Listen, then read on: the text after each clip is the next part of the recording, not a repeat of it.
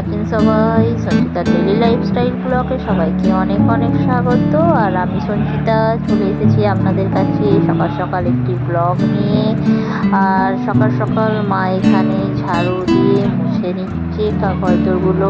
আর যেহেতু আগের দিন ঢালাই হয়েছিল, তো আজকে দ্বিতীয় দিন, তো সকাল সকাল মিস্ত্রিরা চলে এসেছে।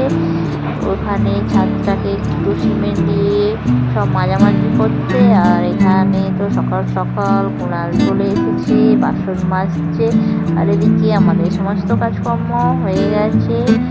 আর এই দেখুন একদম সকালের সমস্ত ধুয়ে ধায়ে সব মা সব রেডি করে রেখে দিয়েছে।